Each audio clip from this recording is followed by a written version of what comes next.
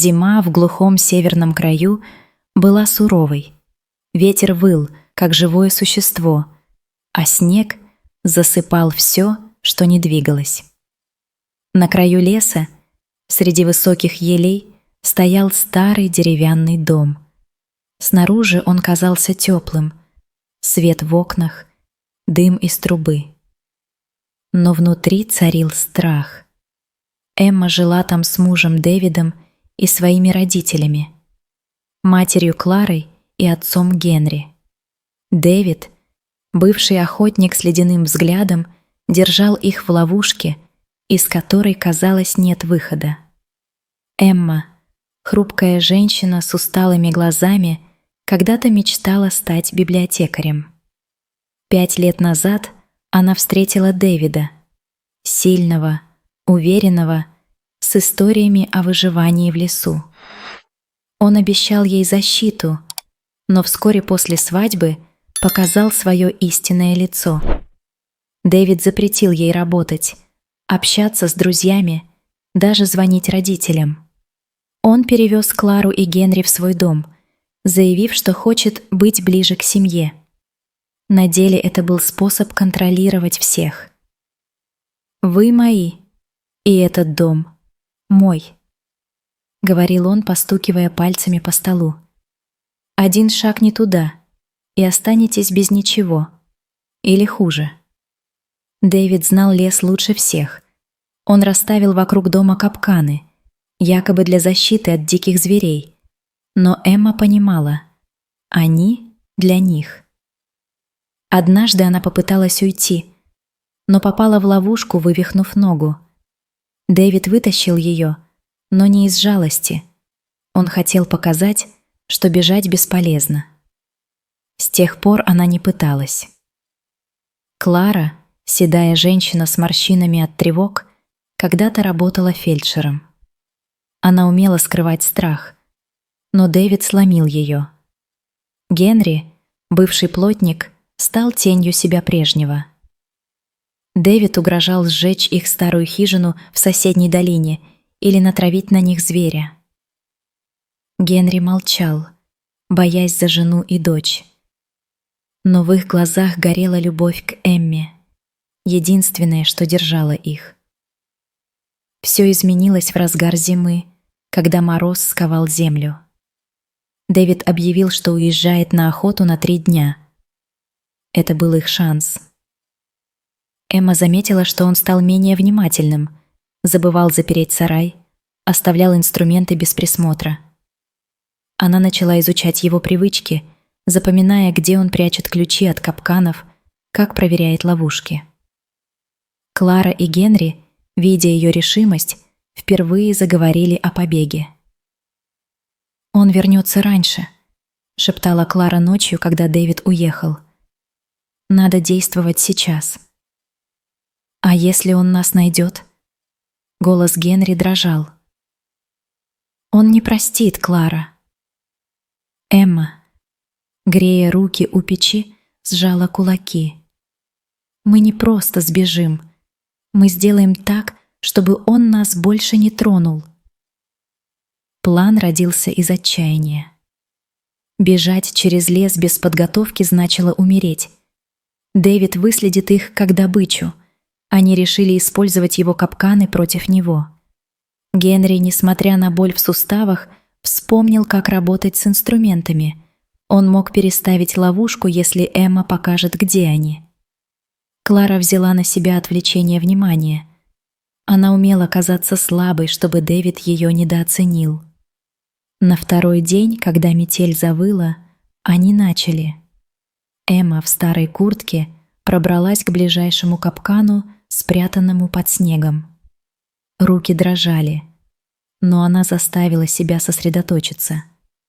Она перенесла капкан ближе к тропе, где Дэвид обычно возвращался.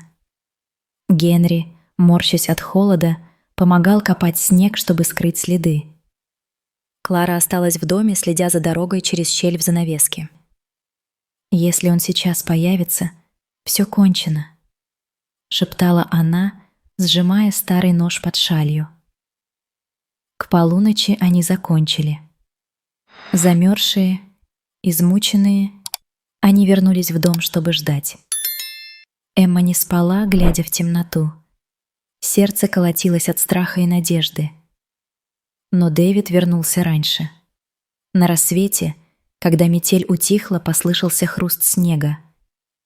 Его темная фигура появилась на тропе с ружьем на плече. Он шел быстро, будто знал. Эмма похолодела. Он заметил. «Вы думали, я слепой?»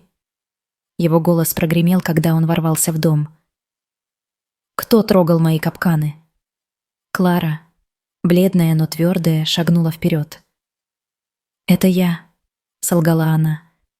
«Хотела проверить, не сломались ли». «Прости». Дэвид схватил ее за плечо, но Эмма закричала: «Оставь ее!» «Это была я». Он повернулся, глаза полыхнули яростью. «Ты?» Он шагнул к ней. «Пошли. Покажешь, что натворила». Эмма знала. Это их шанс. Она кивнула, бросив взгляд на родителей. Клара сжала руку Генри, шепнув: «Держись». Эмма повела Дэвида к тропе. Холод кусал кожу, но она шла ровно, чтобы он не заподозрил. Она знала, где капкан, и нарочно замедляла шаг, чтобы он обогнал ее. Дэвид, уверенный в себе, шел впереди, ругаясь. «Думаешь, ты хитрее меня?» Он обернулся, но тут раздался ляск. Капкан захлопнулся, впиваясь в его ногу. Дэвид взвыл, рухнув на снег. Ружье упало, исчезнув в сугробе. Эмма замерла. Сердце бешено колотилось. Она ждала, что он встанет, но он корчился, крича от боли. Холод усиливал его муки. Кровь замерзала, движения слабели. «Помоги!» — прохрипел он, но в голосе была злоба, не мольба. Эмма отступила. «Ты сам себя поймал», — сказала она тихо. Она развернулась и побежала к дому. Клара и Генри ждали, собрав теплые вещи. Они не стали ждать, пока Дэвид выберется, знали, что времени нет. Вместе они двинулись через лес к поселку в нескольких километрах. Холод сковывал, но страх гнал вперед. Клара, задыхаясь, держала Эмму за руку. «Я не дам тебе умереть здесь», — шептала она. Голос дрожал. «Мы выберемся». В поселке их встретил старик Том, местный лесник, недолюбливавший Дэвида. Увидев их полузамерзших, он дал им укрытие и вызвал полицию. Эмма рассказала все: о капканах, угрозах, годах страха. Том подтвердил, что Дэвид вызывал подозрения. Он незаконно торговал шкурами и оружием. Полиция нашла Дэвида в лесу. Он был жив, но обморожен и не сопротивлялся. В его доме нашли тайник с деньгами и записями о сделках. Дэвида арестовали, и суд приговорил его к долгому сроку. Эмма, Клара и Генри переехали в город подальше от леса. Они сняли маленькую квартиру, где впервые могли говорить, не оглядываясь. Эмма начала учиться на библиотекаря, как мечтала. Клара, несмотря на слабость, улыбалась чаще. Генри, взяв старые инструменты, вырезал деревянную фигурку птицы и подарил ее дочери. «Это ты», — сказал он, — «свободная». Вечерами они сидели вместе, глядя на звезды. Страх остался тенью в памяти, но они знали, они сильнее, чем думали. Они победили не только Дэвида, но и свой ужас. Лес, бывший их тюрьмой, стал просто лесом. Зима — просто зимой.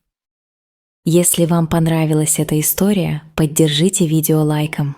Подписывайтесь, чтобы не пропускать новые выпуски, и жмите на колокольчик, чтобы первыми узнавать о выходе свежих видео. Пишите в комментариях свое мнение. Нам важно услышать вас. Спасибо, что смотрите.